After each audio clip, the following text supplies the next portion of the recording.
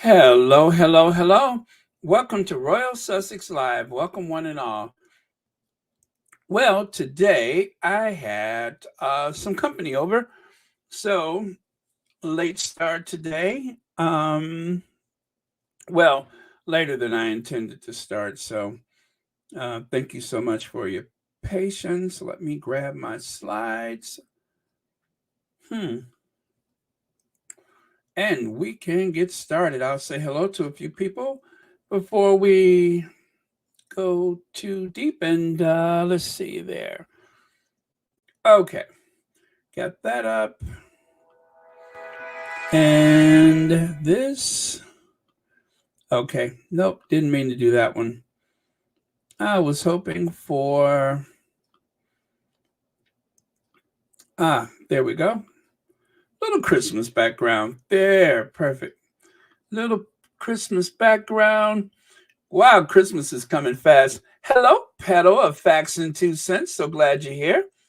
Olivia Harris, Joyce Anderson, Fancy Fancy, Invenice Charles, Educate You Too, Olivia Harris. I said that right.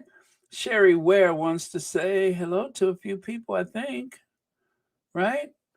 No? Okay.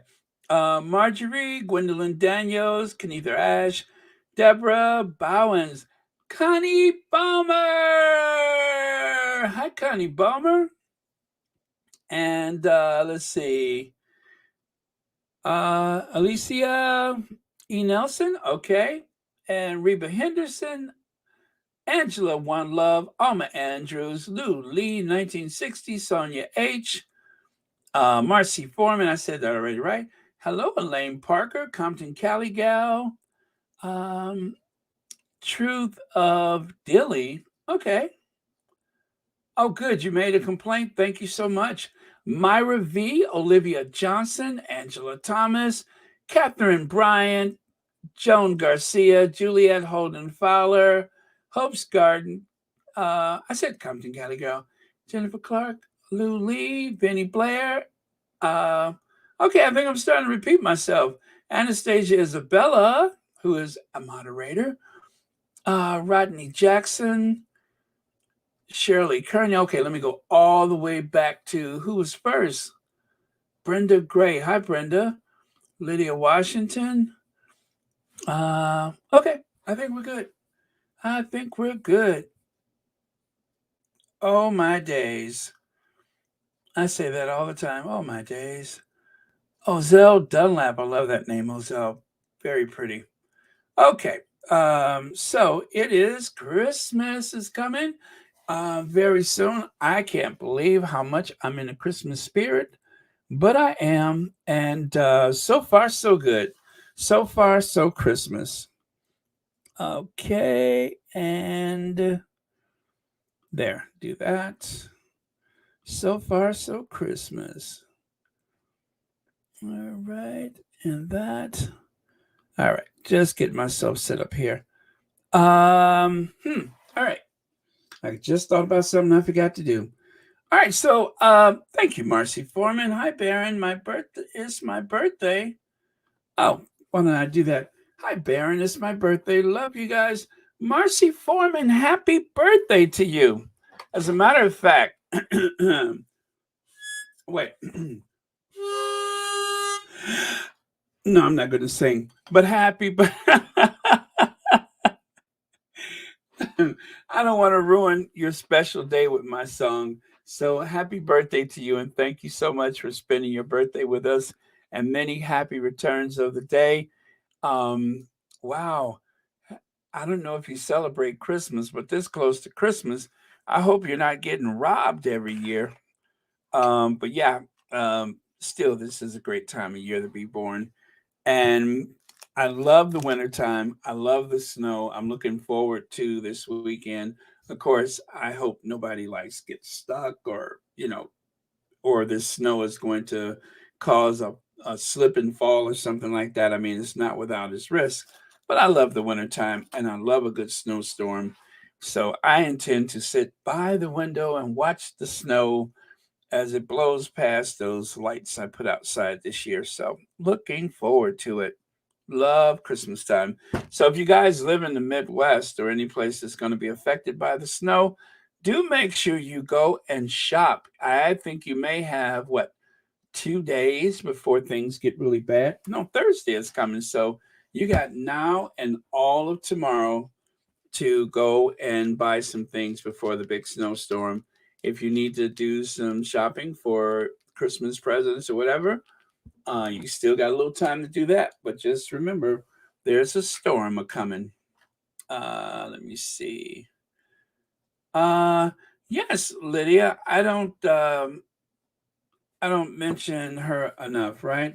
That is Pure White Tea Entertainment, right? Matter of fact, let me go ahead and put that on the what do you call that thing? Oh, the I'm gonna peg it to the put that on the the thing that doohickey that whatchamacallit the you know what I mean, the top of the chat, that's it. Okay, all right, all right, so there we go. I'm gonna take that away and we will get started. So, I mentioned this yesterday. My God, the New York Times publishes a shameful trashing of Britain and our royal family, including demands for the monarchy to be dismantled. This is what the Sussexes have done with all their lies, made the world view us as a bunch of callous racists.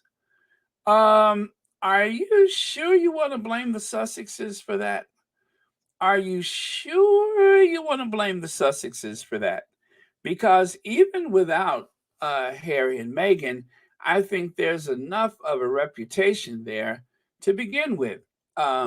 It's charming, it's fun, it's funny, it's interesting, it's like a soap opera, it's ancient, it's worldly.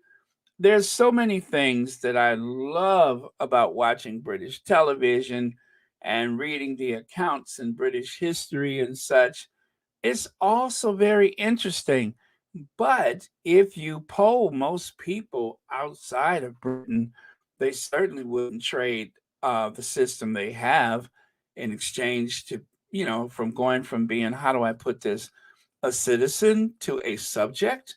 I don't think most people are interested in that.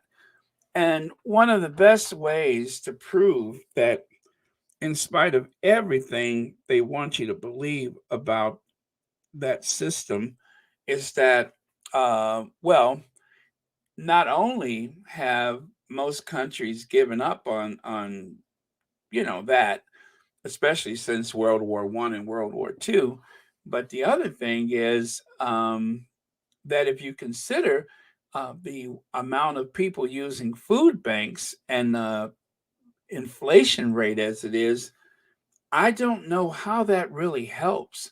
I get the idea that the royal family is supposed to be a safeguard, a tradition, that if things ever really did get out of hand, that probably King Charles III would come forth and he will right the wrongs of the overblown bureaucracy and government, and the prime minister and the parliament will be dissolved. And but isn't that what caused problems with the first King Charles?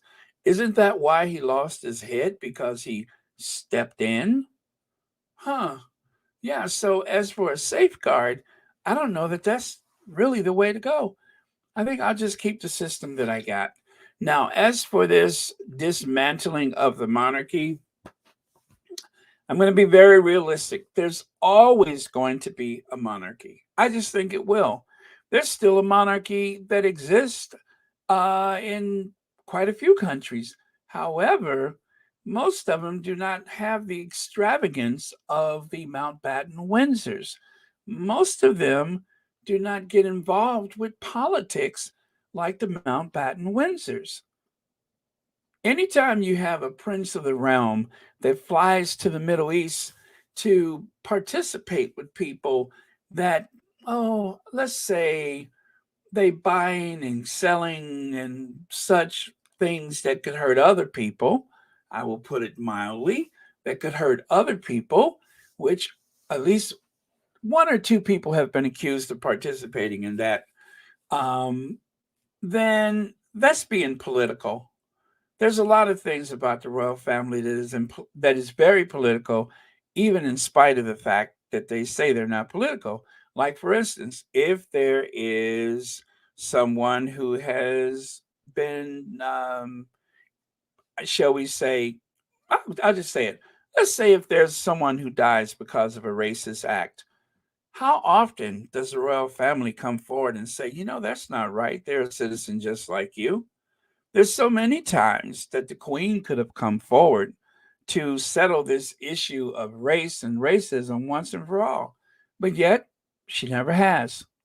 As a matter of fact, there was no full throated support for Black Lives Matter. We have someone who looks like Uncle Ben's from the Rice Boxes say, well, we've had a conversation, so I think she supports Black Lives Matters. That's it. That's the full throated, um, un, yielding support for the cause? Or did you all just have a conversation? Did the Queen say, what is this Black Lives Matter? And you say, well, you might see, and then that's the end of it. So that means she supports it because she didn't say she was against it. I would say that that required some intervention. No, it was just a conversation. So, um, there's always going to be a royal family, and whether or not people want it or not, they'll be there.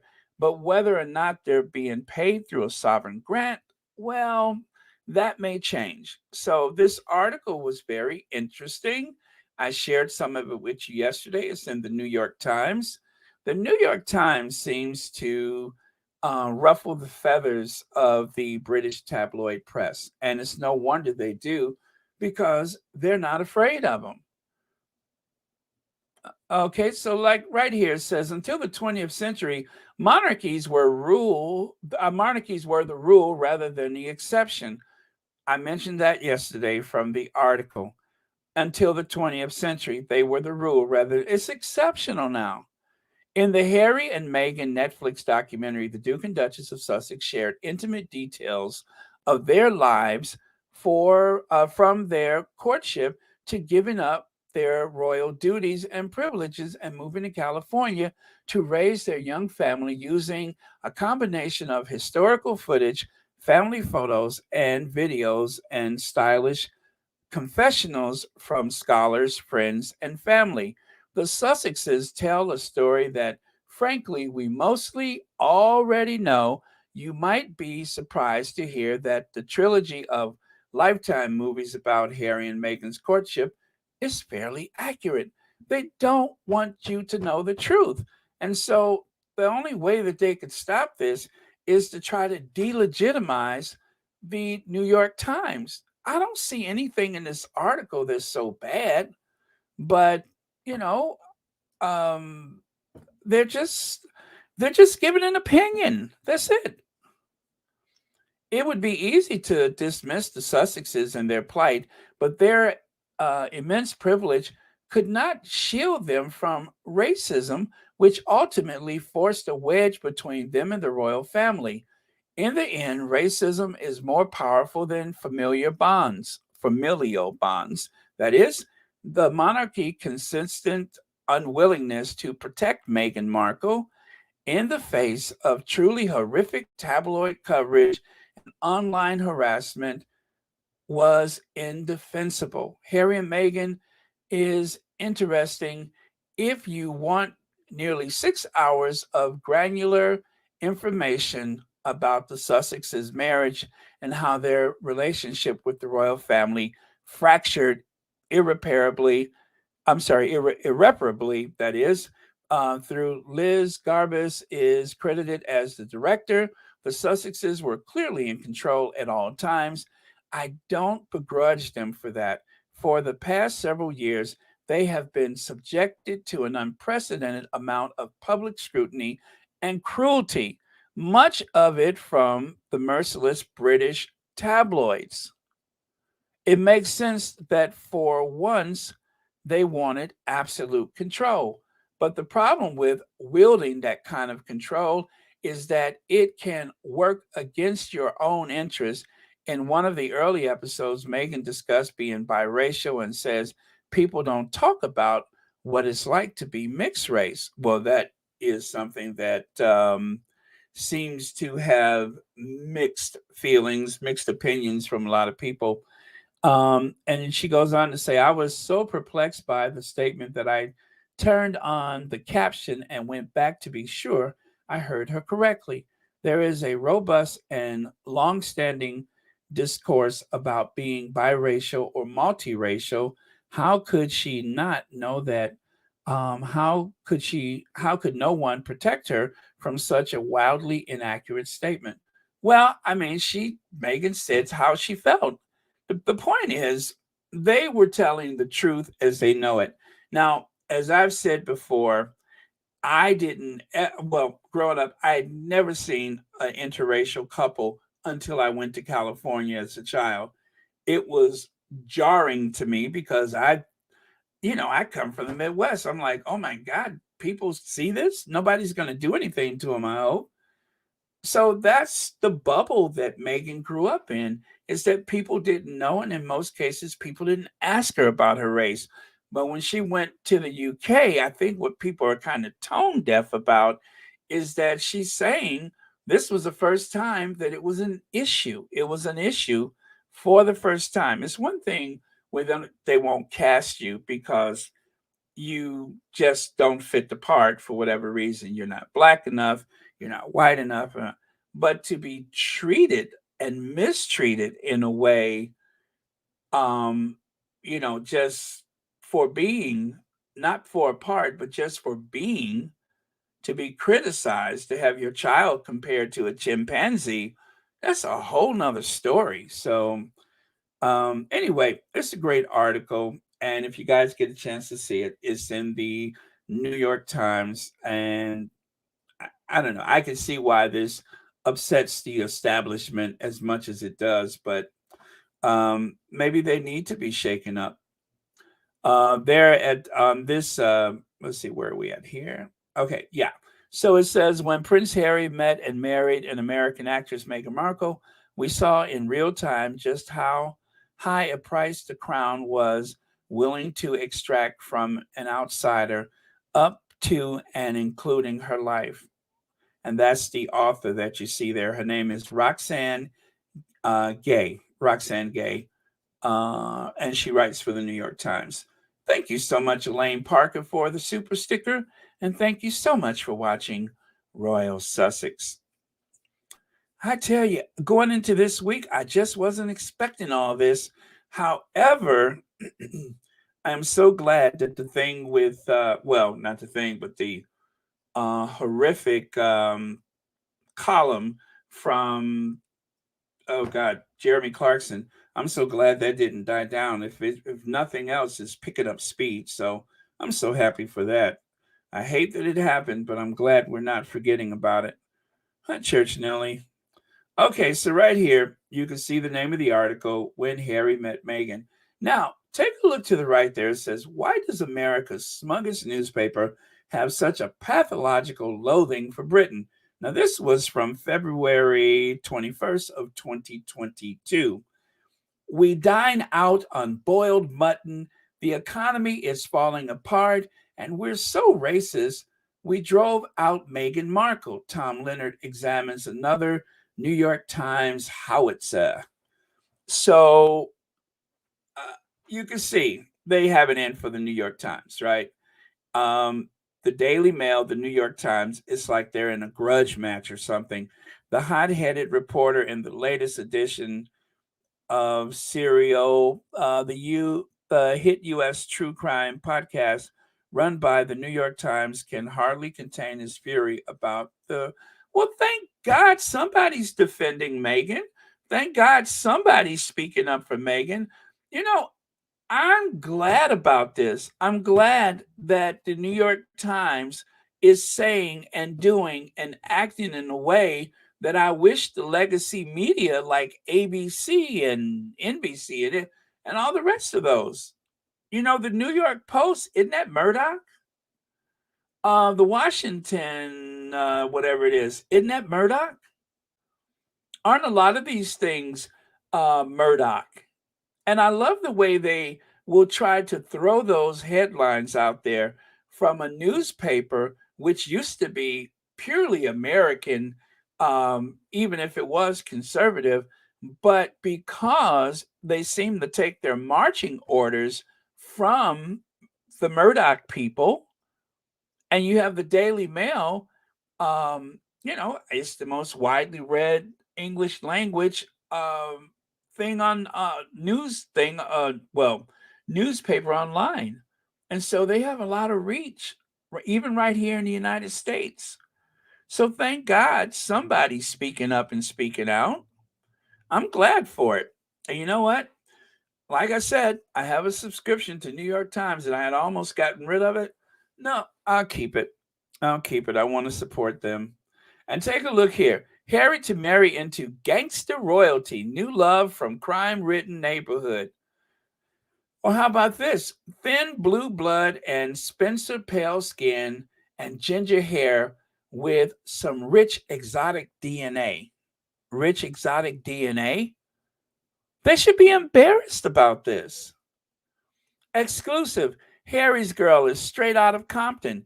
Gang scarred home of her mother revealed. So will he be dropping by for tea?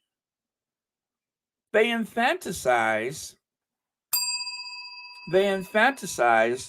the Duchess of Sussex and her mother, created some characterization of them that is absolutely gross, and they're upset because the New York Times, that is, calls them out. They should be embarrassed. They should be ashamed of themselves for writing articles like this, for having. And look at there, Rachel Johnson, Daily Mail, November 5th, 2016. Rachel Johnson, Boris Johnson's sister, wrote that article. And you guys know Rachel Johnson tried to come to the US and go on some tour where she tried to portray herself as a feminist, only for the American journalist who actually did her job. This American journalist, which I think she was actually white, even asked her about this article. And Rachel Johnson was hemming and hawing and barely able to explain herself. You come over here to try to pretend to be some great feminist, but we also let you know that we remember that you have also been very racist. She tried it though. She tried it. God, I wish I could find that interview. But yeah, Rachel Johnson had did a podcast or a radio interview, and she tried to portray herself as this feminist who's always been this righteous woman here to support other people, but yet she had no way of explaining how this headline happened. And thank God that there are still some news agencies, there are still some reporters in this country that will do their jobs. The pure arrogance of the British press to think they're the only ones who can write articles. Americans don't need to play with them. Joan Garcia, the problem is there's just so many writers that actually come over here and write stories that not only have such a right wing slant to them, but they also lend protection to some of the people that have been going after Meghan. That not only do they protect them, they uplift them, they're in agreement with them. That's I wanted to say tough, you know what, but I don't want to do that rhyme in mixed company. But tough. Oh, Mama Bub, thank you so much for the super sticker, and thank you for being a member of Royal Sussex. As you can see, I'm just like, I'm in a certain mood about this. Not that I'm in a bad mood, but I'm just sick of it. Do you hear me? Sick! I'm sick of it. Baron, the New York is a special place. They found disgusting people using forks and knives, not folks, forks and knives to eat a pizza. You're supposed to fold and slice and take a bite to eat a burger, grab it by with both hands and enjoy.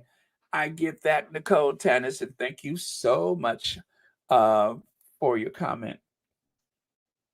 There's a strong history, a long storied history of journalism here in the United States. And I hate that there's so many people from outside of the country that move here earning a living, but yet they are so anti-American. They're so anti um, establishment, American establishment, that is.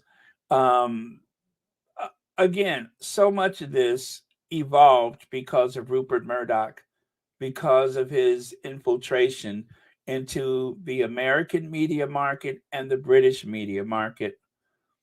I mean, none of these people speak for the average British person on the street. And that needs to be stressed a lot because, uh, given the type of headlines that we find, it would be easy to believe that this is something that speaks for the country, but most people in Britain are not signing on to this. But the tabloid papers for years have been passed off as, let's say, a New York Times, when they certainly are not of that caliber. They don't call the New York Times the old gray lady for no reason. It is a good newspaper. They're not perfect, but they're good. Let's see. Why do the useful idiots at the New York Times keep putting the boot into Brexit Britain when it's America that's a crime ravaged basket case being torn apart by wokery? Ask Andrew Neil. See what I mean? It's okay for them to uh, paint this image of America as just being one ongoing crime scene after the other. And of course, they have to throw wokery in there. Everything is woke, as if that's some kind of bad word, or some type of pejorative term that is supposed to castigate the average American to a point of shame and despair. I don't even know what that means. Okay, so take a look here. There's Meghan selling papers: the Telegraph, the Daily Express, the Times, the Sun, the Mirror, the Daily Mail. She's selling papers. This is $1 billion industry, which is a billion reasons why they will likely never leave her alone. And everyone knows it. Everyone knows it. No one talks about it. And I wish that there was some type of in depth report that the Sussexes would have never needed to make this documentary. It makes me angry that they were forced to make this documentary because no one is telling the story as it is. And speaking of the media, you see this? Reminder: over 90% of all US media is controlled by 6 companies. If you control these, you can virtually control democracy. You see that?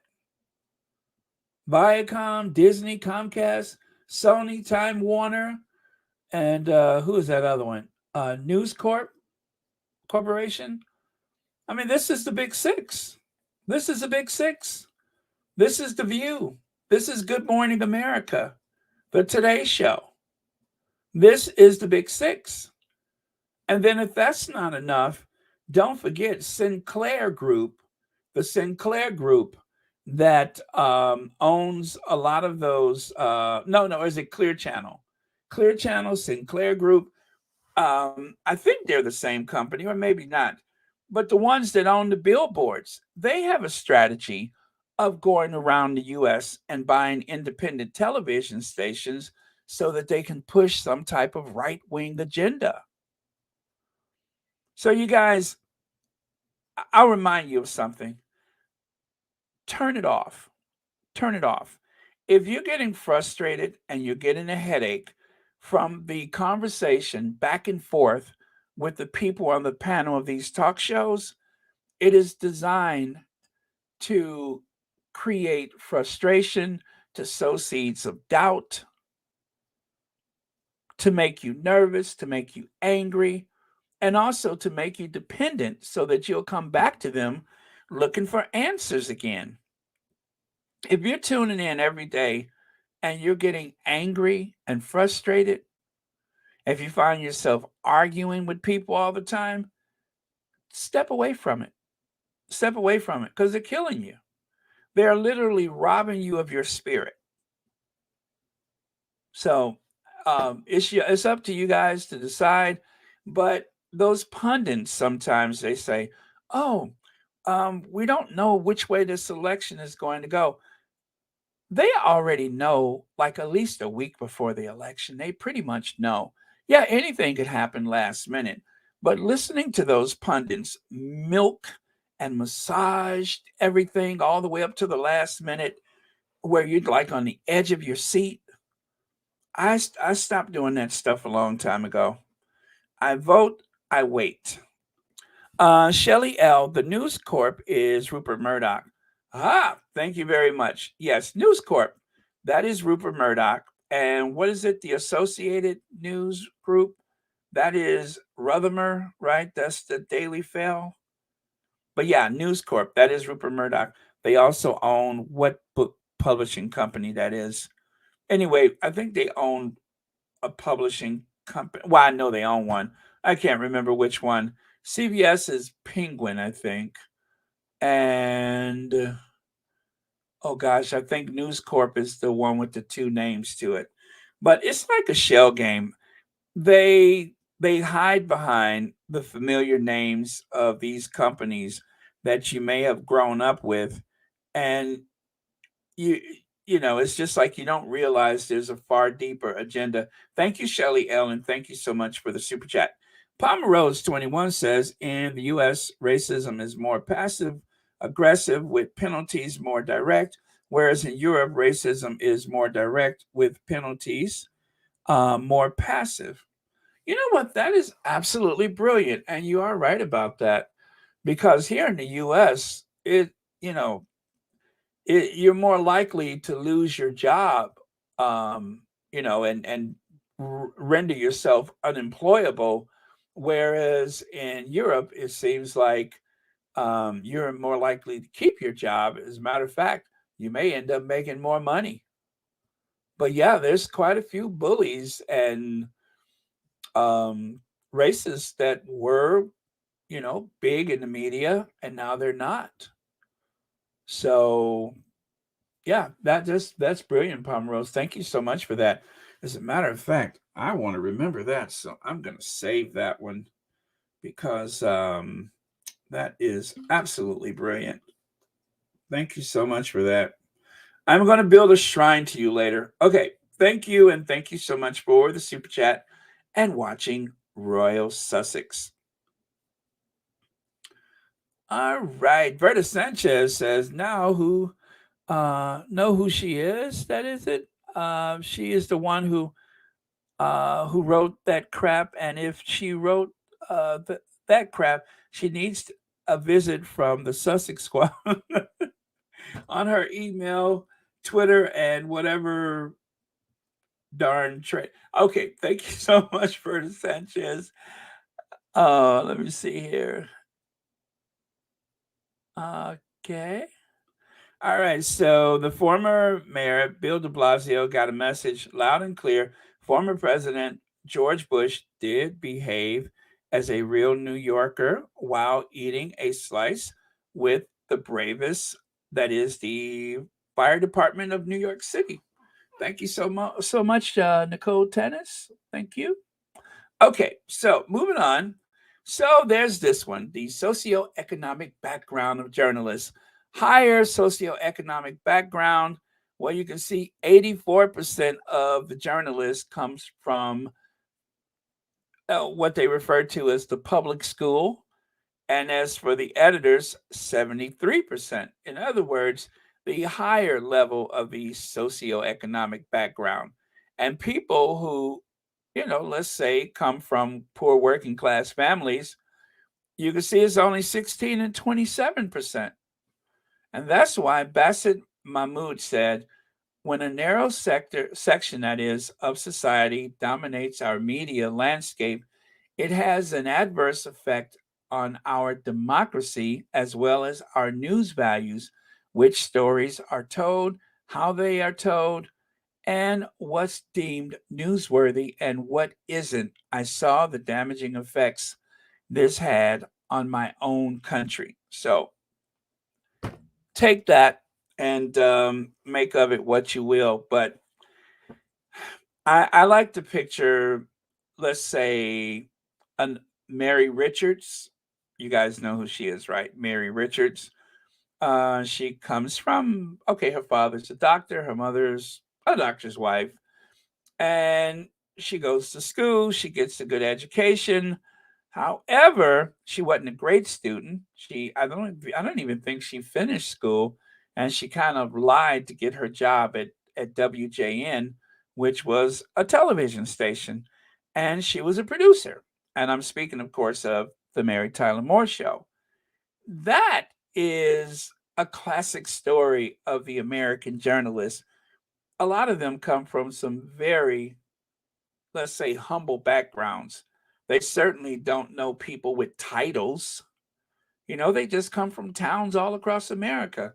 And if they're lucky, if they're fortunate, they get a job at a big town newspaper, but they don't have a royal family to defend. And that's the difference, is that those people that you see in the higher socioeconomic background, they're more likely to either be a social climber or to have come from, a family that dates back within that system. Like, for instance, the Arbiters. You got Dickie Arbiter having worked as the Queen's press secretary, and then his daughter becomes a journalist.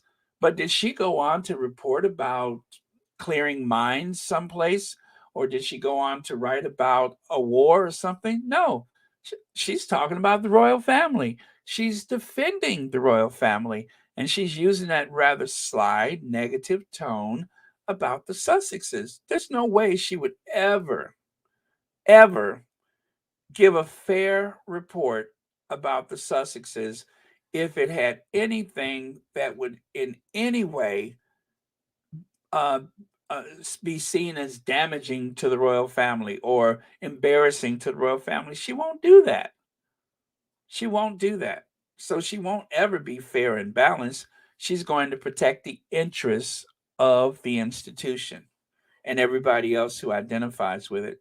Karen Smith, thank you so much for the super sticker. And thank you so much for watching Royal Sussex. And happy Tuesday to you. Thank you so much for being here. Dale Beef says, Baron, if people to stop buying these lying newspaper, that would stop them. But people got to be willing to take a stand. The UK people know that these news places in the UK is lying. Delby, I believe that. I believe that. And one way that I've had my eyes open was when I looked at a Facebook post, a post that came directly from the Express. Express News had a Facebook post, and as usual, it was designed to disparage the Sussexes. And 90% of all the comments that were made was leave them alone. Don't you have anything better to do? You guys are lying again. And these were, people that I'll just say this, you look at their profile picture and you're like, oh, what do you want, Karen? I mean, some of these were people I would have thought would have been a Karen, but they were defending the Sussexes. And even some of them said, I'm not crazy about any of the royals, or I'm not crazy about the Sussexes, but I know you're lying. And that was most of the people that gave a response to the Express article about the Sussexes.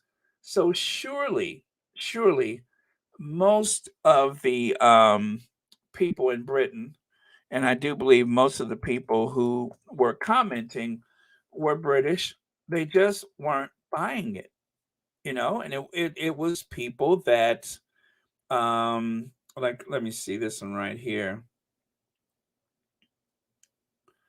Okay, I'm looking at let me see.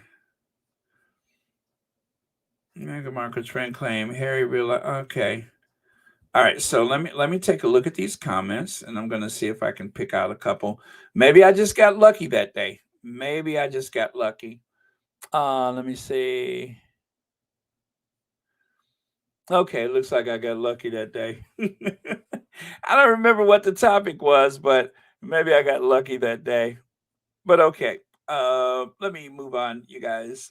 Thank you, Delby. And let's go here. So, when asked why New Zealand does not suffer from the rage of older white men as in other Western countries, Prime Minister Jacinda Ardern replied, because we've never allowed Rupert Murdoch to set up a media outlet here. Murdoch's been allowed to wreak havoc in the UK. And not just in the UK, don't forget the United States. I call it the trilogy of terror, the axis of evil or trilogy of evil, where you got this connection between Australia, the United States, and the UK, or you can take that triangle whichever direction. But I would say that most of the problem comes from Rupert Murdoch's press or news corp or whatever. So okay, Dorothy Ross says, I watched the James O'Brien interview today. If you can find it, you will be pleased. You know what? I watched a couple of those interviews today, and I'm not sure which one or which ones I watched, but I actually looked at a couple of James O'Brien's. I've been like really hanging close to him lately because he has been a voice of reason as of late. So I probably have seen it, but I couldn't tell you because I have been taking in so much information. I couldn't tell you which ones I watched. Uh, dun dun dun. More than 60 MPs have written to the editor of The Sun to condemn in strongest terms an article by Jeremy Clarkson about Meghan Markle. Well, this is the letter right here. This is the second time. This is the second time members of Parliament has issued a statement in defense of Meghan, and the royal family continues to stay silent. More than 60 people have written another letter in defense of Meghan Markle, and yet the royal family stays silent. Uh, Okay. The royal family refuses to condemn Jeremy Clarkson over hateful Meghan Markle column. Let me see. So Buckingham Palace are yet to comment on Jeremy Clarkson's attack on Meghan Markle. Omen Scobie obviously has a new article on Yahoo News. Please click on and support him. Please. Um, Omen's doing good work these days, and we need to support him because it's a good gig, and we want him in that space. And writing for Yahoo News, he has more freedom than he would have if he was, in some other space. So that's why I say it is very, very important to click on his article. What is it? Once or twice a week it comes out? Anyway, however, and I haven't been keeping up with it myself for obvious reasons because there's a lot that I have to monitor. But if you can, do because it's very important. Camilla exposed as royal racist. Now, I haven't seen that issue, but I love that headline. Camilla exposed as royal racist. Meghan and Harry's ultimate revenge. Hated stepmom will never be queen. So, obviously, this was probably before the Queen died, but I think that is just as accurate today as whenever this came out. But I wouldn't say that she has been exposed as the, R word, but one of them, just one of them. Um, Wait a minute, King Charles humiliated as new. Well, okay, so this is the new. Yeah, this is the new one. This is the new one. I'm sorry, this is the new one. That kind of threw me. She will never be queen. She will never be crowned, I think is what they meant to say. I mean, she's already, oh God. Anyway, she's already queen consort. Yeah, yeah, yeah. This is the new one because they have the Idaho story up there. Sorry about that, you guys. Uh, I had to look at that again. But yeah, so I haven't read this one yet. If it's still in this, I would love to see it if it's in the supermarket. If there's a way to find it online, I hope someone will inbox me because it just looks juicy and I would like to see it. But so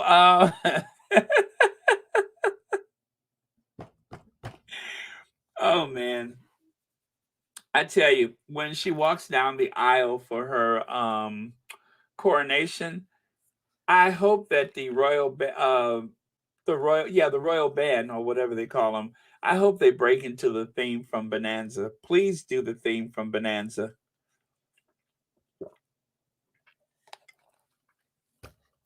We never saw Barbara Stanwyck grow old.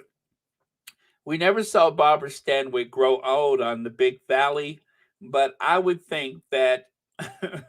Okay, never mind. Let me move on. So Camilla Parker Bowles is not the racist royal palace insiders claim. That was back in July of 2022. But let us think about this. You are known by the company you keep. So if she's not the racist, then how do you explain the people that seem to be in her circle of trust? How do you explain Hussey? How do you explain, say, Hoghead Pierce Morgan? Or how about that big buffalo headed Jeremy Clarkson? And of course, he does remind me of the American buffalo for some reason. You know how they have that big long head, skull, top to bottom? Just kind of reminds me of that. And then, of course, Angela. Oh, did you notice how light Megan's skin is? Levin. Um, all I could say is if you're keeping that kind of company and if they are the ones that are writing and saying certain things, it doesn't look good for you. It really doesn't look good for you. Let me see. Is she grinning and grinning like Kate? Yeah. I don't know. Maybe it's something that they give to turn them into Stepford wives or something. But yeah. But anyway, thank you so much for the super chat. And of course, let's see, where are we here? Diana was the one who called her a Rottweiler because Diana said that once she grabs hold of something, that she just sinks her teeth in and she never lets go. So that was Diana who coined the term the Rottweiler. And so far, I can't disagree. So far, I'm in agreement with Princess Diana. She made Princess Diana's life a living hell, and of course, it's not enough that that it's like a conspiracy between the two of them. But Charles, wielding as much power as he had as the Prince of Wales, then of course having Camilla working against you or plotting against you, allegedly, of course, Diana didn't stand a chance. I mean, it was just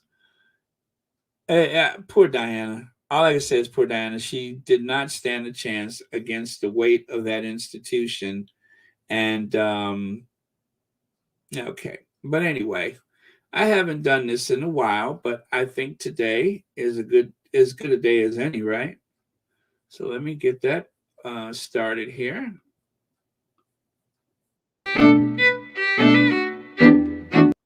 After that phone call, because the Prince of Wales, all it took was a couple of episodes of not only for this is in no way reflecting anything from the Duke and Duchess of Sussex. This is my own feelings being expressed the only way I know how.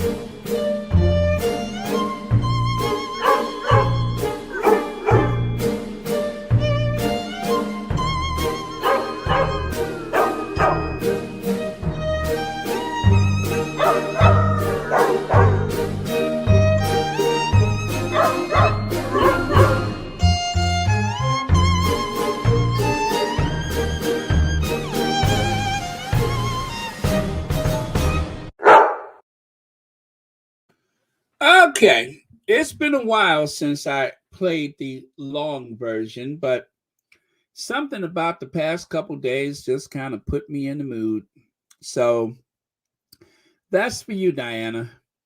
And then, of course, take a look at this. You know, guys, have we almost forgot about this? Have we almost forgot this happened? Have we almost forgot this happened? I had almost forgot about it. And then for some reason, I came across a photo today, and I'm like, oh yeah.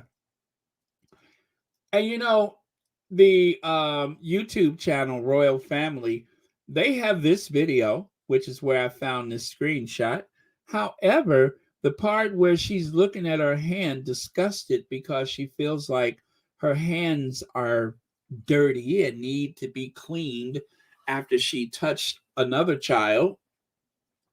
Do you know they edited that part out of the video? It was edited out of the video on the Royal Family channel. Alma Andrews, thank you so much for the super chat. Alma says their silence speaks volumes. Yes. Yeah, that silence. Why the silence? Queen Camilla, why the silence? You who are supposed to support and defend and stand up for women who have been abused. That is the role that you have taken. That is your platform, Miss America or Miss Britain or whatever you're supposed to be. While Queen Camilla is throwing tea parties, and the institution is throwing her under the bus, being scapegoated to take heat off of King of Freezing Nation. Ooh, Palmer Rose. Palmer Rose. Yes. That way people don't have to think about how cold it is and how much things cost. Wow, you are just brilliant. Thank you so much. I didn't think about that. But while they're talking about this, they don't have that other stuff. And as we know, Charles really doesn't protect anyone in his life.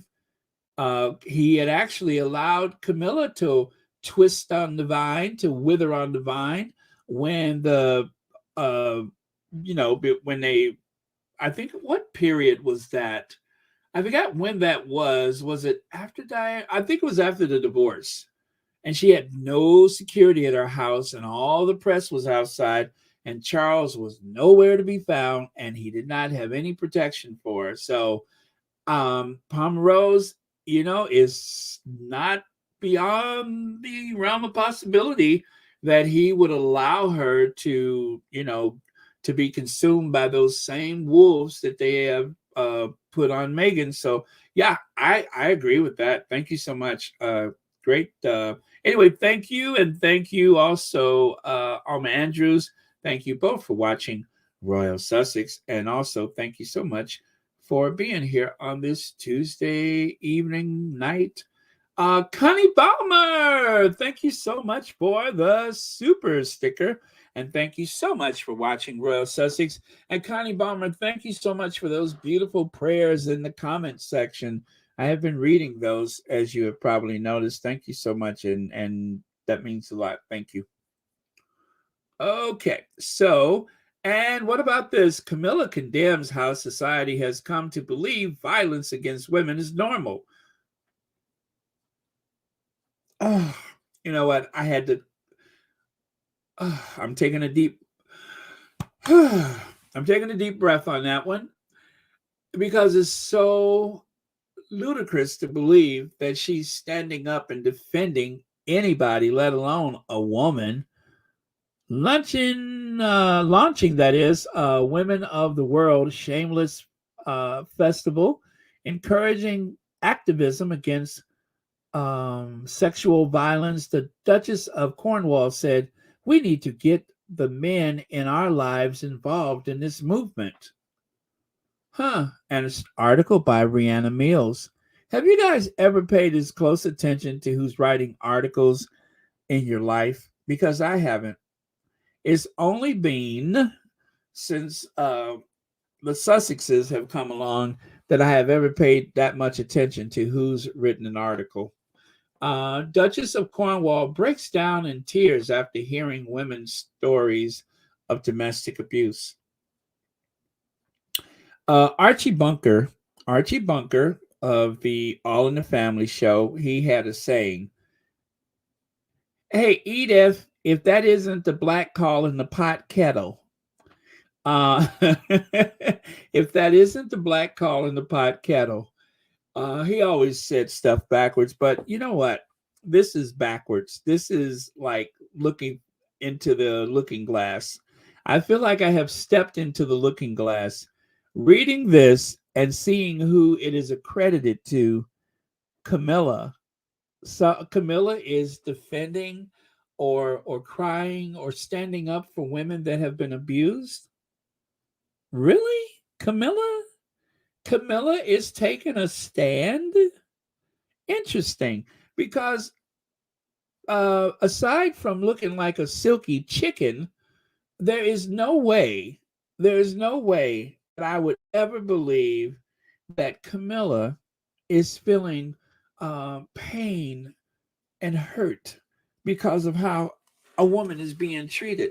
This little platform of hers is just a little ploy by Camilla to seem as though she is this benevolent, kind-hearted, loving grandmother to the country, when nothing could be further from the truth. Nothing. Look at this. So she goes in here and she's frightening these kids. There was one child that was crying. The girl that she's tugging on her sleeve, do you guys know this isn't the girl that she hugged and embraced? This girl turned and went over there to that table where the kid is playing in that little sandbox. She couldn't wait to get away from Camilla. And the other one, the one where Camilla had to wash her hands afterwards, that little girl, she seemed petrified at the thought of having Camilla in her face. Why do this to children? Why? Why do you put a stranger in their face, using those children as props? It's got to be terrifying for the kids. You're using these children as props. Leave those kids alone.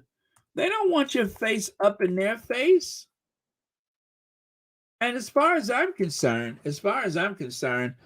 considering the fact that both Camilla and Charles, remember, not only did they test positive, but they were stricken by the pandemic not once, but twice. Look at what happened to the Queen when she had lunch with Charles. Don't send those kids home with your cooties. Kids are afraid of you.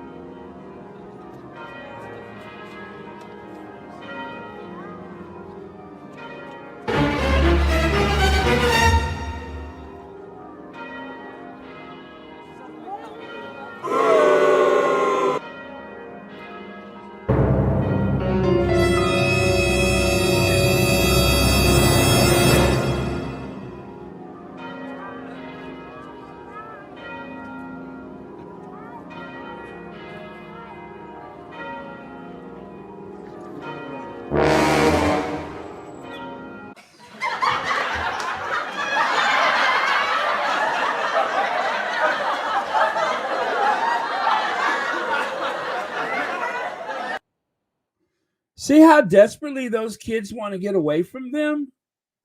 They're desperate. They're desperate to get away from them. And yet they just keep pushing those kids up on those old faces of theirs.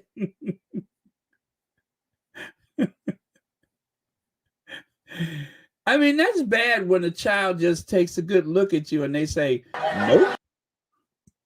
That's bad. When a child look at you and just go, nope, then you know you probably are invading their privacy. Okay, let's see here. Shelly L says, royal family is just sitting at home watching Netflix and staring out the window, knowing that Harry and Meghan have set a standard they'll never reach. Their meal ticket is gone. The veil has been lifted. Love wins. Yes, I got to remember to say that. Love wins. Shelly L, thank you so much. And you are absolutely right. And that is absolutely brilliant. They have a standard that has been set by the Sussexes, who aren't even working within the institution. That is the standard. That is the template, as I've said on occasion, that the new prince and princess of Wales, they need to use that. They need to use the trip to Africa as a model the next time they go somewhere. Now, I think they kind of did that when they went to Boston. They didn't do a whole lot of that nonsense and going for the big photo ops, which make a lot of sense. But I'm not trying to help them. But if they're smart, they will be more Sussex and less Cambridge, if you will. Thank you so much, Shelley L. Light Side of the Moon says, I think Clarkson's deplorable insult has been opening more folks' eyes and proving Meghan right yet again. The connection with royals are in plain view. Amen to that, Light Side of the Moon. Amen to that. Okay, and is it IO? Or is that 10? IO. Okay, IO says, really, whilst schmoozing PM, what is that, JC, etc. Our,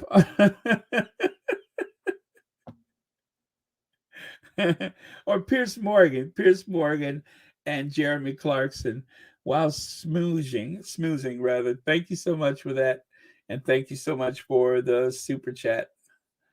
Okay. All right. So let me move on here.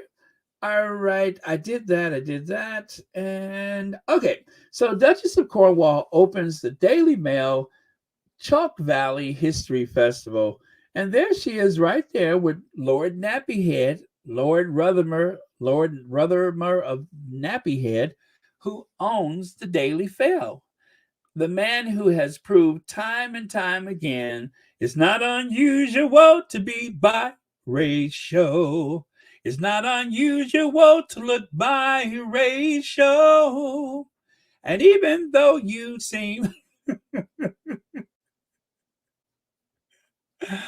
oh man, um, I'm telling you, when she shook his hand, I would have gave her like a crisp $50 bill if she could have swabbed the inner part of his cheek and sent it into 21 and Me or what is that ancestry.com, because I promise you there is a story there even if nobody wants to talk about it. So maybe that's why he has an in for Meghan, because he himself is biracial. um I don't know. Maybe it's like a self-hate thing or something. It's weird. That guy looks weird. That's all I can say is he looks weird. I have people in my family that look like him. So I would be interested in knowing, but whatever his story is, I do not like this man. Okay. And of course, by the time she got through kissing up to him and aiding and abetting someone who I find very abusive toward a lot of people, then she just looked so withered and exhausted, right? I've been rained on, rode hard, and put up wet. It was exhausting, all that kissing up. And look at there. There's a look like a copy of Daily Mail right there by his foot. So, there's that relationship with the tabloids. And so all that backstabbing and scheming and conniving, I don't know if that's a real knife or if that's like I found that well, actually one of the squatties sent me that photo.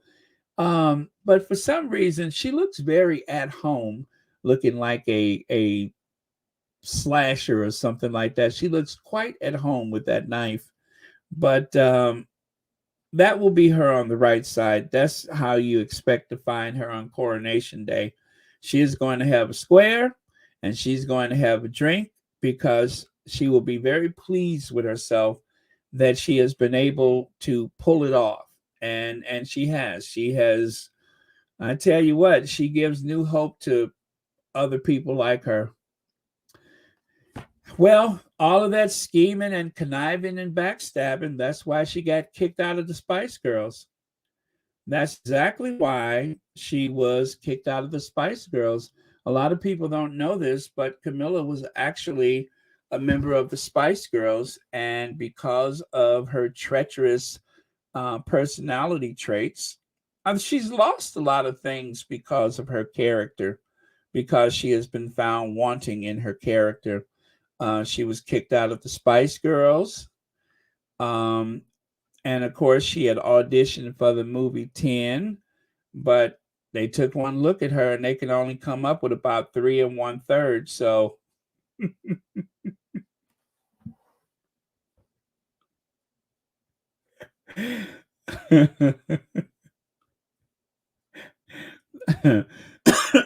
thank you, Church Deli. And of course, there was that movie Basic Instinct. Um, yes, she looks like a receptionist at the funeral parlor or at the morgue. She seems like a receptionist at a morgue, but some photographer tried to take a professional image of her, and for some reason, they had her do kind of like a little Sharon Stone pose, but to me, instead of Basic Instinct, I just say stink. It just stinks. She never did get to the basic or the end, just stink. And then, of course, that was that big role of hers that could have won her an Oscar, but the audition for the French Lieutenant woman didn't go well either. So, and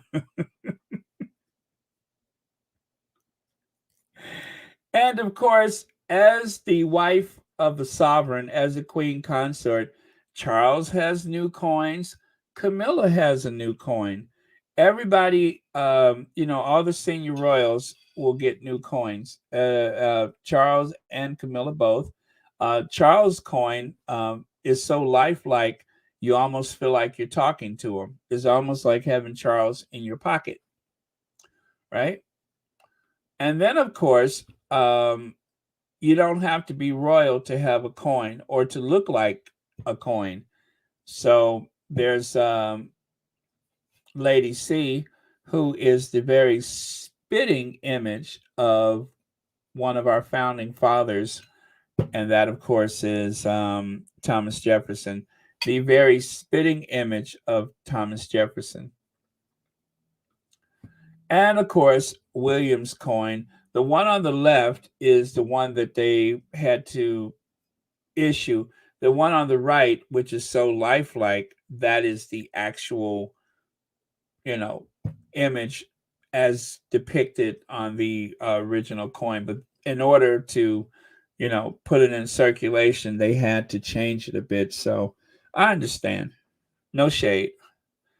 All right, you guys. All right. So anyway, I was just having a little fun after it was my way of washing myself of Camilla. So I don't know if you guys have seen this clip. But let's get serious again for just a moment. This lady, I don't know who she is, right? I don't know who she is, but take a listen here. Take a listen here. There is a level of hatred reserved for her and for them that it's true, it's real. And I noticed the people that he reserves his hatred for in general are all three women. And Jeremy Clarkson is coming from a place of arrogance, but indeed experience that makes him feel that it's okay to talk about them like this. And it's not, Shane. No, it isn't. But it's Jeremy Clarkson we're talking about. I mean, what do you expect from a pig but a grunt? Like, you know, what my kids would say if they heard your argument now, they say, Jeremy Clarkson is living rent-free in your head. Like, ignore him. I do like that expression. He's not, because I wouldn't let him in. But you have, though. But here's the thing. He's jumping around your brain right now. I've been ignoring the hatred and they are obsessed with her in the UK. They are obsessed with that woman. Because she's taking on their tradition, the royal household. But she was willing to embrace their tradition to start off, as she was. What has the woman done? She married their boy. She ate a few avocados. Listen, the whole thing of it, if you ask me, is really grim. It is probably racist. It is misogynistic. And I think that they're right. And I think that Harry being somehow seen as a patsy and her being blamed for all his actions is wholly wrong and a load of rubbish. I was ignoring or minimizing or trivializing or indifferent to the hatred. And this level of hatred spewed from that man has made me go, do you know what? I've switched team. I'm on team Harry and Meghan. Say that again. Say that again. One more time. From that man has made me go, do you know what? I've switched team. I'm on team Harry and Meghan. That man has made me go, do you know what? I've switched team. I'm on team Harry and Meghan. Now, surely it's not that easy, but it says, she said what she said. The vitriol is out of control. She is switching to team Harry and Meghan. God is doing more than we could ever do. Sit back, get your popcorn ready. There will be more to come. The global world is seeing it for themselves, and blinders are off. Now, that is the squatty who posted this. And thank you for posting it. But yeah, so something is changing. Something is changing. And oh man, all I can say is I'm here for it. I'm glad for it, because as much as we in the squad have been fighting this fight and struggling against the weight of, the tabloids and their control the royal family seems to have over the American press, Jeremy Clarkson has done more in that horrible, article that he wrote. He has done more than, all of the Sussex friendly people out there could have ever done in say a month, I mean, he's like a month of eyes opening, a month of receipt pulling. I mean, he's done a lot. And then the fact that Camilla invites him to this Christmas luncheon or whatever that party was they had, it's embarrassing for the royal family. And by staying silent, I guess they imagine that no one is going to notice that party ever took place, that he was literally with Camilla the very next day or 2 days later, whatever it was. So I'm not going to say thank you to that monster, but I'm going to say I'm glad it happened, and I'm glad people are seeing the establishment for what it is. Again, what Clarkson has said and done in no way is a reflection of the greater public in the UK, that he's just one person, but he does give a voice to many people who feel the same way. And like he said, there's most people my age feel the same way. Well, I don't think it's most people your age, Jeremy Clarkson, but I do believe that when you go into the demographics and take a good look, as I always say, those same MAGA people are pro-Brexit, and those pro-Brexit people seem to be very MAGA people. Now, there are people who voted for Trump that, felt like it was the cool thing to do, and then they regret the whole thing about the MAGA movement. And likewise, there's a lot of people who voted for Brexit who, eventually regret having made that vote. And now a lot of them are actually suffering because of that. Putting the British market in competition with the European Union, a union that's like almost 500 million people strong, you're putting one country against most of continental Europe in terms of your economy. Of course, the European Union, they're not going to say, oh, too bad, and you know what, we have to support our old friend. No, that was dumb.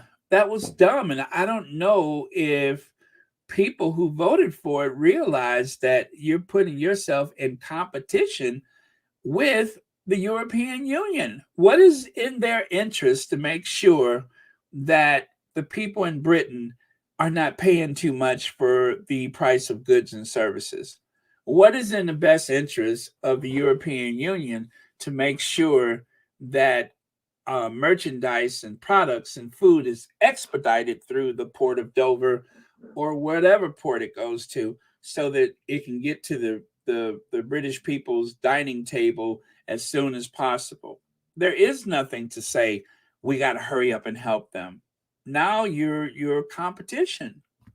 So that was crazy to do something like that, but it happened, and hopefully it can be undone, or at least maybe they can. I don't know. I with this war in Ukraine, that has just really made a bad situation worse. The war in Ukraine and the pandemic has made a bad situation worse. And so, unfortunately, the working class British people, not the aristocrats, not the public school people, but the working class people, they're the ones that's paying the price for it. Thank you, Sean, for the super chat. And thank you so much for watching Royal Sussex. And yes, she is Old Spice. Old Spice, old gritty, Old Spice Camilla. Oh, man. So take a look here. Woke New York Times sparked outrage over another opinion piece demanding Britain's racist royal family is dismantled, and Meghan Markle had to pay with her life to marry into the institution. So I think I put this, I know I actually added this twice to the thing. So this should have been earlier, but this is one of the slides that I had. And this was the reaction of the Daily Fail was the woke New York Times sparked outrage over another opinion piece demanding that the British racist royal family is dismantled and that Meghan Markle had to pay with her life to marry into the institution. So that is the way it was viewed by the New York Times. And then here is just a very cool photo. You might recognize this as the green cape dress. I forgot who made that dress. And then there's this. Okay, so William is angry at Tom Bradby. Tom Bradby is a reporter, a journalist. He has himself suffered panic attacks and have had problems of his own in the past, right? And Tom Bradby was actually friends with both William and Harry, but that friendship was soured with William because Tom Bradby gave this interview, or should I say, had an interview with Meghan and Harry, and then he branched off with both of them separately. He was there to cover their trip to Africa. But what turned out was because he suffered from some mental illness himself, because he went through bouts of depression because of his coverage of a war, amongst other things, he went through depression. And so when he looked at Meghan, when he looked at Harry, he realized that they were in trouble. And he had the audacity to ask Meghan, how are you doing? How are you? And Meghan tried as hard as she could to speak in general platitudes and such, where she didn't have to cause embarrassment to the family. But the fact that she was on the verge of tears was quite evident in the interview, and it made an impact back home. And it is reported that William was furious at Tom.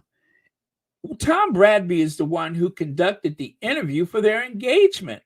He was furious at Tom Bradby for giving voice to Harry and Meghan, for giving them a voice, for giving Meghan a chance to finally cut through all of the tabloids, all of the lies, all of the misrepresentations from the tabloids. She finally had a chance to speak in her own voice. And rather than William saying, is there anything I can do? After all, we were part of Heads Together. There's got to be something I could do. What did he do? He made a public declaration, an announcement that he was ending his friendship with Tom Bradby for trying to reach out and help his brother and his sister-in-law. Tom Bradby, excuse me, I'm getting excited because when you know the story about this, it makes you angry. But Tom Bradby certainly had no intentions of going there to start any trouble with the royal family for the Sussexes and vice versa.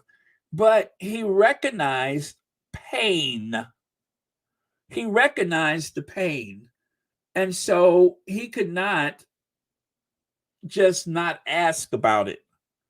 The Duke and Duchess of Sussex is publicized. Well, it was a documentary that he was filming. The Duke of Sussex is to publicize his forthcoming book in an interview with Tom Bradby, whose documentary about Harry and Meghan disclosed her fragile mental state. Bradby, who has known Prince Harry since he was a teenager, is now recording the interview to be broadcast on ITV early next month to coincide with the publication of Spare, his memoir. So Tom Bradby is trusted by Harry, who said that he the Sussexes said, we're not going to work with traditional media ever again.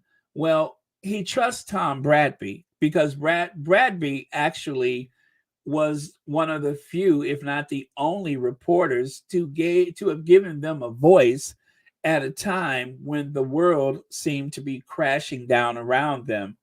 And rather than ask him, Harry, my brother, what can I do? William turned into a little you know what and ended his friendship publicly. Publicly ended his friendship with Tom Bradby. And like it was some kind of mafia movie or something.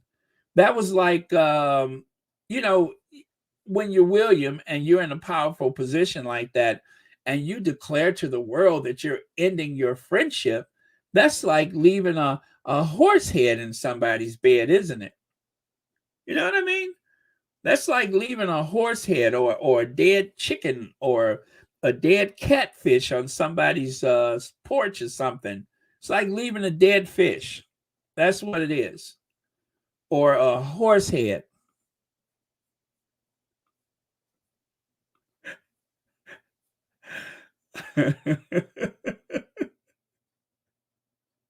Y'all know what I mean.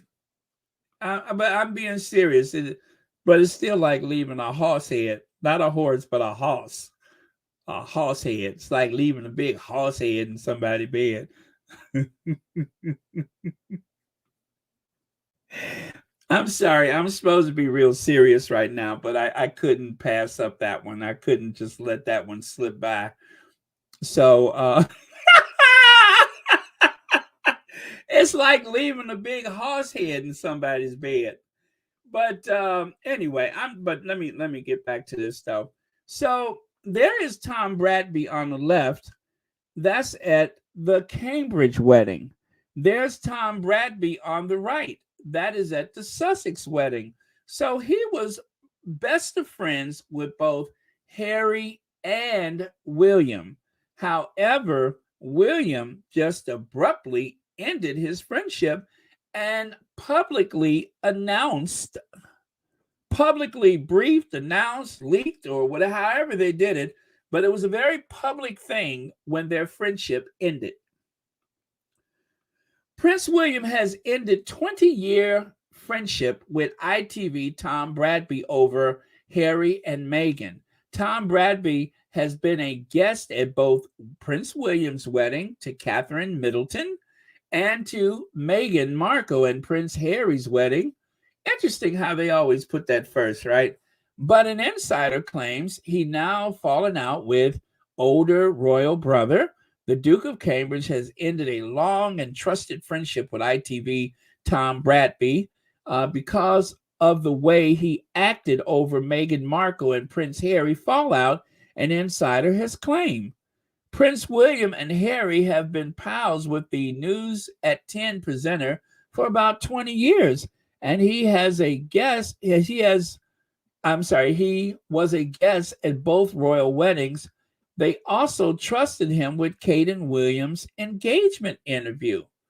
And all of that history and everything, and you would dare leave a horse head. How dare you leave a horse head in his bed like that? What is this, The Godfather? You don't just leave a horse in somebody's bed. How could you imagine waking up when there's a big horse head in your bed? A big horse.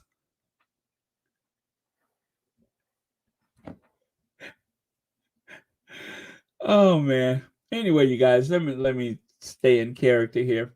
So Tom Bradby, an esteemed journalist, someone who has been a trusted friend of both Harry and William, has been set adrift by William because he gave voice to the Sussexes just before they decided to step down from official royal duty. Now, right here, Benjamin Ryan says, I'm not at liberty to say how, but I have seen the inner workings of the Meghan Markle media hate machine, and disparaging her in the press is a business. Pure and simple. It will not stop because it makes people too much money. Hating Meghan is a billion-dollar industry. It will never stop. Too many people make a living off of it. And over here, you can see where Royal Suitor says the IPSO News has received 17,500 plus complaints about Jeremy Clarkson article promoting sexualized violence against Meghan Markle. They received 14,000 complaints for all of 2021, right? Maybe King Charles or Queen Consort Camilla filed with IPSO instead of issuing a statement, huh? Well, of course, that's not likely, but I get the irony of it. So IPSO has received more than 12,000 complaints. See, this was actually earlier than the article than the Royal Suitors, but at that time it was more than 12,000. Then within a day it grew to 17,500. So let me see. Yeah, so that's it. Oh, and you guys, when I told you I had this weird feeling about her, and I was trying to figure out, who does she look like? You guys know who I'm speaking about, right? This is one of the loose women. I kept looking at her because I could not figure out. I was like, why does she look so familiar to me? And then finally it came to me. Remember I kept saying she looked like she comes from Whoville, right? She looks like she comes from Whoville. Now I figured out who she looks like. Isn't that weird? I just don't get it. I don't get any of it. What do you mean? You don't get what? I don't get why we're so obsessed with these humans that are exactly the same. Like, it could be us four sitting there. I just don't get it. But are you talking about what you mean as royals, or as like Kim Kardashian? Because for me, they're becoming celebrities. Well, to me, that's all they are. The Queen is their celebrities. For me, is brilliant. I love the Queen. No, for duty, responsibility. She's always worked really hard, but hasn't I would she? work hard if the whole country paid for me to have like 12 houses and work really hard. But they don't pay for all of the houses. But just a few.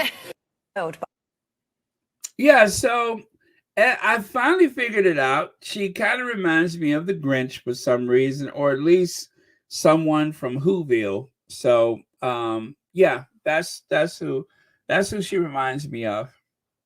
Okay, now on a more serious note, I had to go back and look at this again. Meghan Markle's minder steps in after heckler brands her a charlatan princess outside of New York hotel where she's throwing a baby shower. Now, if you take a look here, look at this. You almost would look at this and not really catch this, but you see this and you see this. Published 20th of February 2019, and then it was updated later on that day. Why is she wearing a mask prior to the pandemic? Did you guys notice that? It is February of 2019, not 2020, but 2019. The earliest that I heard that there was any type of issues was around New Year's of 2020. I don't think most people heard about it at least until February of 2020. And then by March, that was when things really took a turn for the worse. So this person makes me very suspicious or suspect or whatever because of the face mask. There's no one else that was out there that night that was dressed in a similar way. So this just goes to show that this person, who I believe had an English accent, traveled possibly very far to get there so that she could try to heckle the Duchess of Sussex. And if you ask me, a person at that time on the streets of New York wearing a face mask, this is like a year before the pandemic, the Sussex's safety is paramount as far as I'm concerned. And given the type of article that Clarkson has written, and given the rhetoric that comes from so many of the royal reporters, as well as the people out there with those single purpose hate channels and accounts and such, I hope finally people get why this is so important. I hope people finally get that. And when I say people, I don't mean squatties. I don't mean people who, just casually like the Sussexes, but I mean people who have been on the fence about it and, oh, I don't know what it is about her. I just don't like her. I hope those people finally open up their eyes and see how problematic it is. Now, this is the contrast. You got this nut out there on the street trying to heckle, and God knows what else she was up to. And this is Meghan inside of the baby shower. Meghan's friends had come together to celebrate the birth of her first child. All expenses were paid by private money. None of this came out of the public purse. The British people did not have to pay for this. This was an American woman who happened to be a princess of the realm and a duchess, celebrating with her friends, her wealthy, affluent friends, people she's known for years, her friends, and it's not costing the British people anything, in contrast to that nut out there on the street who, is anybody's guess exactly what else she had in mind besides heckling her. They're in there celebrating a life, celebrating a new life. It doesn't cost the British people anything. And yet the tabloids in the public interest, they declare, decided that they had to rain on this parade. They had to question and accuse and disparage the party. Oh, she's having, this is so weird. We never have this here. Well, she's not from there. She's from over here. And over here, that happens all the time. She's bending over backwards, making room in her life for the British royal family, and they won't even defend her or stand up for her, so that some of the customs that she's accustomed to, and likely have participated in, they're not defending her right to participate in an event like this. That really bothered me, that she's there for the first time in what is always considered at that age a geriatric pregnancy. And rather than being able to enjoy life, there's this big question mark as to why is she trying to enjoy herself? Why is her friends doing this for her? This is so unlike a royal. So I suppose Jeremy Clarkson and hoghead Piers Morgan and Piers Morgan's stomach is going to join the royal family at their walk to the church from the Sandringham house. I suppose that's likely to happen. I suppose they'll be there to help with Charles and Wadey Katie and the rest of them. They'll all be there. Oh, God's child, thank you so much for that update. There you go. Hi, all. Complaints to IPSO over 20,000. Highest ever. James O'Brien said the head of UK's main press regulator canceled his dinner at Murdoch's flat yesterday following Jeremy's outrage. God help us. I did see that one too. Thank you, God's child. And thank you so much for the update and for the super chat and watching Royal Sussex. But yes, I heard Jeremy speak about that. He said that the main press regulator was to have dinner, or had, well, Is that right? Said had dinner at Murdoch's flat. And when asked why, he didn't seem to have a logical answer. But that is a huge conflict of interest. Thank you, God's child. Over 20,000. Harry's making the same mistake as Diana, and I fear he'll come to regret it, just like his mother did, writes royal biographer Penny Junor. Veiled threat? Sounds like it, right? I would say that sounds like a veiled threat. Well, how about this one? Prince Harry and Meghan Markle warned, look at history over car crash royal interview. Again, that sounds like a threat, doesn't it? They have been getting away with this stuff for years. They have been getting away with this for years. And it's about time that people call them out on it. That is a threat. And over here it says, this is Andrew Pierce, the editor of the 3 biggest selling tabloid papers at the time of the death of Diana, Princess of Wales, have disclosed for the first time their own shared guilt over the accident that killed her. The editor of The Sun, The Daily Mirror, and News of the World have conceded that they had helped create an atmosphere in which the paparazzi who were chasing Diana when her car crash in Paris underpass were out of control. A big Diana story could add 150,000 sales, so we were all responsible. Now, that was a moment of clarity, which is quite rare and nearly forgotten, I might add. Let's see what else. The Sunday Mirror bought the paparazzi pictures published 3 weeks before the princess' death, which first showed the seriousness of her liaison with Dodi Fayed and encouraged the Paris chase.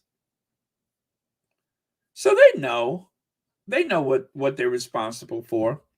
Baron, what I know for sure is that God is covering and protecting Harry, Meghan, Archie, Lily, and Doria, and all of their friends. Haters can't touch it. Thank you so much for that, Joan Garcia. And yeah, it will make sense for us to remind ourselves about that, because it has been a very tough weekend, and it may even be a tough week ahead. But we do have to remember that God is in control, and that the reason why they were able to get away from that place without the half in, half out is because of what God's intention was, nobody else's. So thank you so much for that, Joan Garcia. And thank you so much for the super chat and being a member of Royal Sussex. All right. And of course, then you have this one right here. Royal car crash. Meghan Markle and Prince Harry face new environmental row over Range Rover shipped from Britain to Southern Africa for a 10-day tour. Why use that language, royal car crash? Royal car crash. See how that sounds?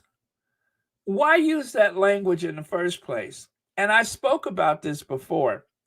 The reason why they received Range Rovers is because Range Rover wanted to promote. They wanted to promote their armored executive Range Rover vehicles.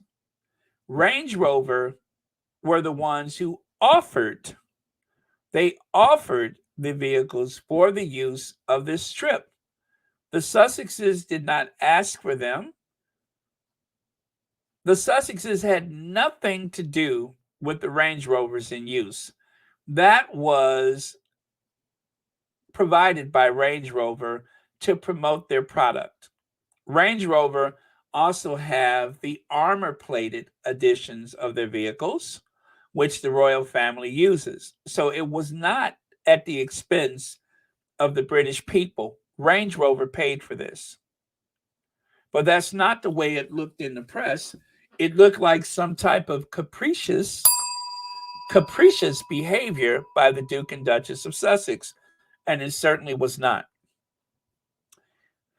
Okay, so have you noticed how since I got this bell, how big my words are lately? My words just get bigger and bigger. So, jury, paparazzi, and Henry Paul to blame for manslaughter of Diana.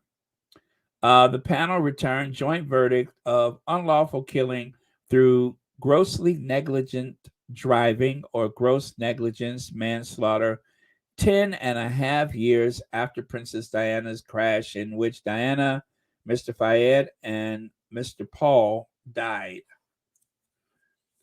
I don't care if the man was drunk or not. If it wasn't for all of the paparazzi chasing them, it never would have happened.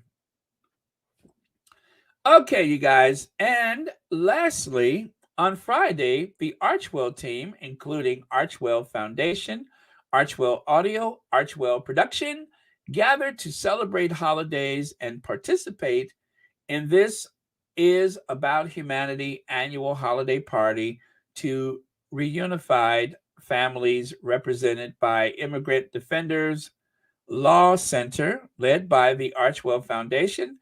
The company organized holiday gifting for over 30 reunified and refugee families.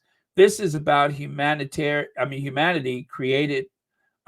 This is about humanity creates a community of allies and advocates dedicated to raising awareness about separation and reunified families and children at the United States-Mexican border.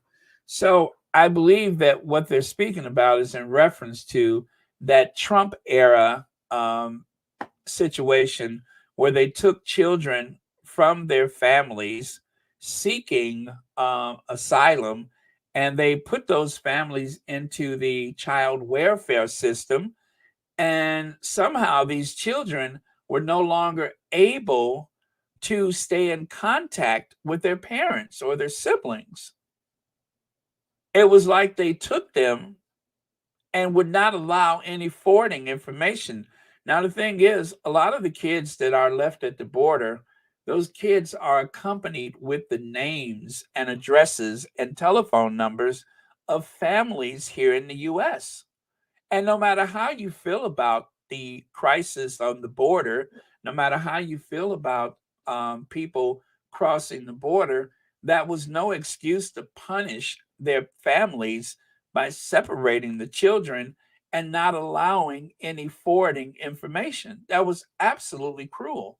And some of those families have filed suit against the United States government, and I hope they are well compensated and eventually unified with their children, because that was a heinous act by the Trump administration, and I think it was inexcusable, and I think it was cruel and heartless, and I hope all of that administration rots in hell, including the one who aggravated the situation in the first place.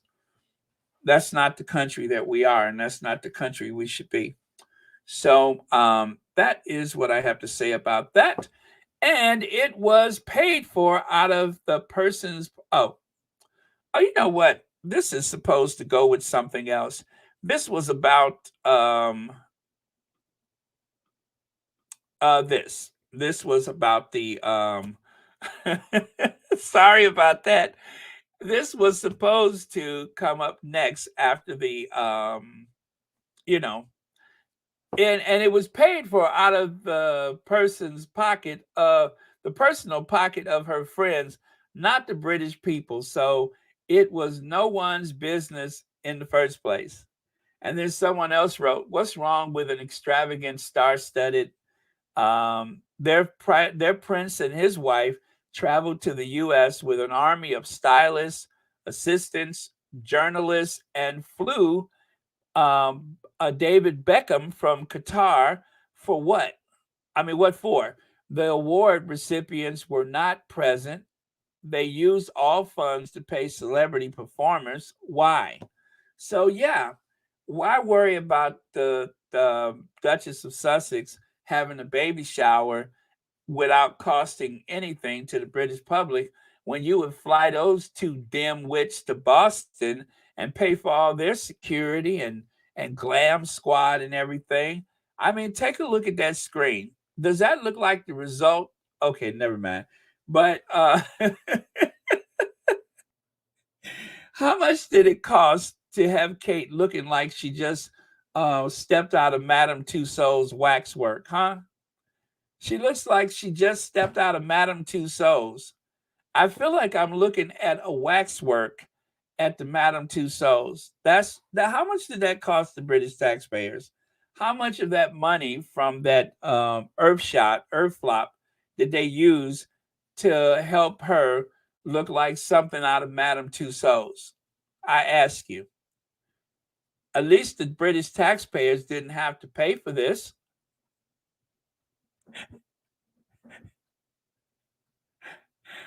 At least it didn't cost the taxpayers anything.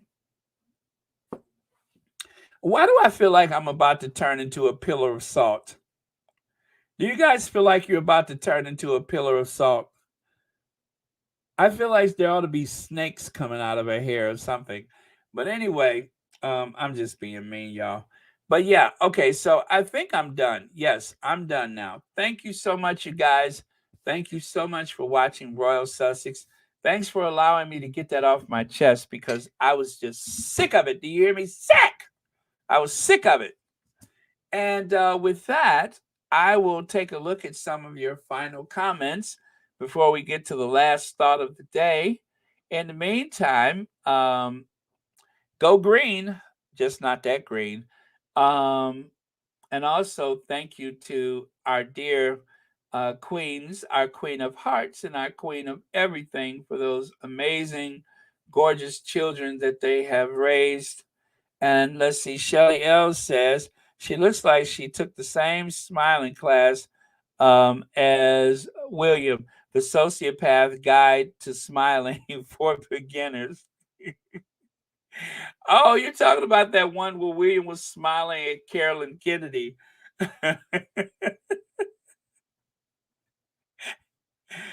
Oh my God, I love that. Thank you so much, Shelly Ellen. Thank you so much for your comments. But yeah,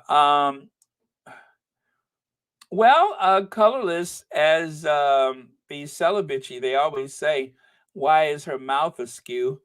But yeah, her mouth is a bit askew, but that comes from talking out the side of your mouth all the time.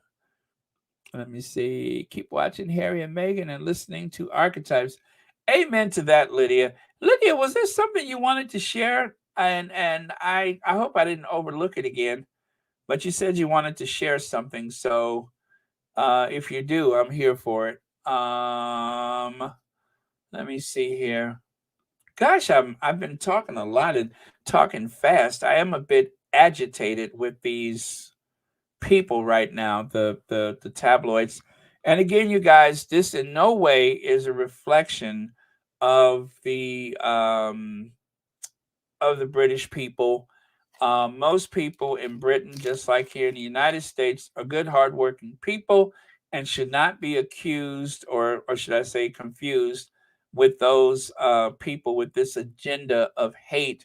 And of course, this horrible alt-right, right-wing movement that is ruining the Western world, a movement which is hell-bent on making life difficult for people of color. I can understand why people are afraid of the demographics, but trust me, this is no way to treat your brothers and sisters, because we're in a brotherhood of man, and don't treat your brothers and sisters that way. But if you do, it's just going to make things bad for everyone. So that is my recommendation. So I'm looking for the list. Thank you so much, Sherry Ware, for that. And as for the list, okay, thank you so much, Marcy Foreman.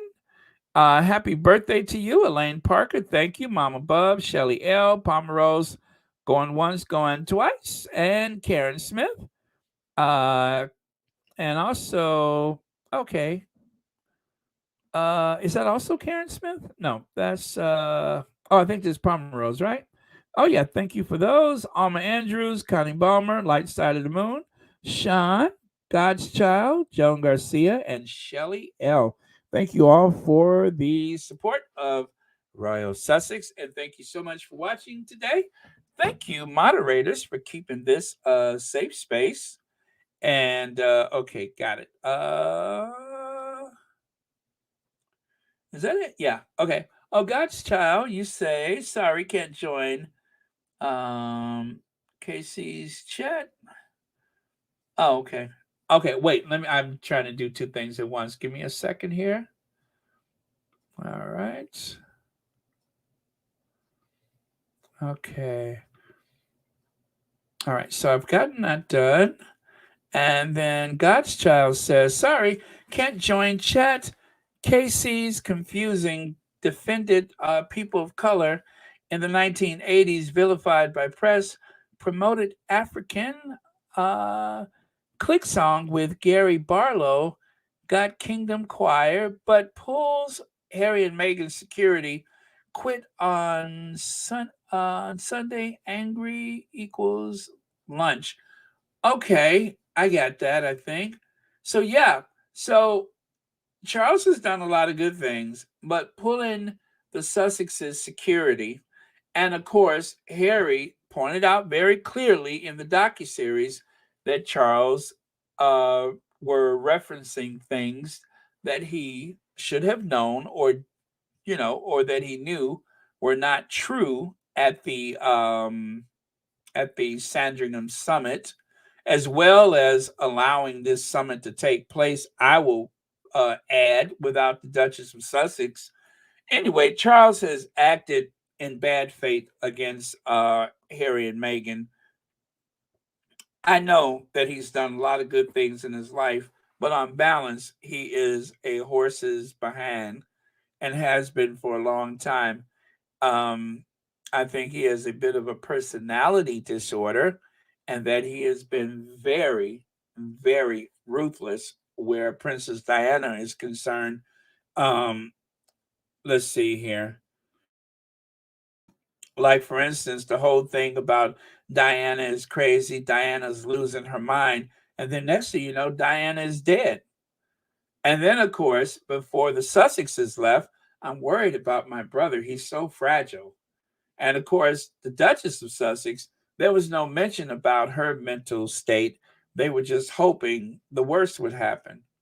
So yeah, there's things with Charles that is just unforgivable, and it's going to be on his head whatever happens, not to the Sussex family, but to his own family, to his existing senior royal family. That's going to be his call. He's the one that's setting the pace right now, just as the Queen set the pace for everything before that.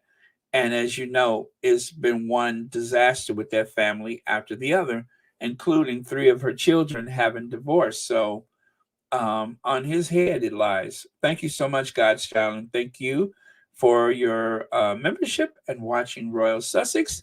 And Noreen Bengali, let's see, I had a good laugh this morning. Richard Eden got caught tweeting from one of his burner accounts on Twitter. Guess most of those royal clowns have burner accounts. Noreen Bengali, I am going to have to go and look for that. You know, I saw something on Twitter, and I wasn't sure what they were referring to. But now it makes sense. Thank you so much for that. I'm going to go back and look for it. And if I can make sense out of it, I will definitely bring it up tomorrow. But so he's gotten caught, allegedly, I'll just say, using a burner account. Wink, wink. I love that. Thank you so much for sharing. And I am going to make sure that I investigate that, because I want to see that embarrassing bit of information. Oh man, I appreciate that. Well, thank you for helping us in on a fun note like that. And thank you so much for having a membership. And of course, for watching Royal Sussex. Happy Tuesday to you. And with that, I think we are done. Oh, really? Okay. Okay, because I saw something like that and I was just like, huh? I didn't get it, but now it makes sense. Oh man, there's an embarrassment of riches when it comes to information. So, um, who knew that we were going to end the year on such a busy pace? But yes, we have, and I'm glad the Sussexes have like multiple things coming out all at once. And of course, the royal rodents, they won't know what to do with themselves. Thank you. Let me see. Who cares about that repulsive father son from hell? Sussex family are so lucky to find good families to watch their back. Amen to that, Ann Fu. Amen to that. Okay, so with that, I am going to say Merry Christmas to everyone. And thank you all for being here. And let me see. Oh, really? And I see, I missed that. TCC's son has 12-month subscription. Wow. You guys mean to tell me there's people with more than a year's subscription? Wow. Oh, okay. Yes, I see that. Wow, that is so cool. All right. Thanks for that. I almost missed that, but thank you so much. Okay. And Church Nelly is going to close us out with have a great evening, all. See you, Church Nelly. See y'all. Thank you so much for watching Royal Sussex. Now, I need to go and, ooh, really? I watched half of it, Shirley Slaughter. I didn't watch the other half. I know she was upset, though, because she started off with deep breath. So I'm going to have to go back and try to watch it. Thank you so much for reminding me. And as Sharian would say, thank you for clicking on my video. I love saying that. Okay, you guys, I am going to Ginge. Oh, God's child has King Charles, quiet about son, but angry Charles lunch drag. Huh. Okay. Okay, thank you. Thank you so much for that, God's child. And also thank you for the super chat.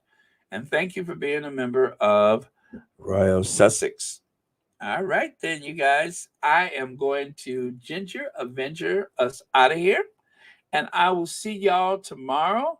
I'm sure it's going to be another day full of interesting news, facts, and information. And I will see y'all over on Duchess of Success, which I think is already in progress. Okay, you guys. See ya. Love you guys. Uh-oh.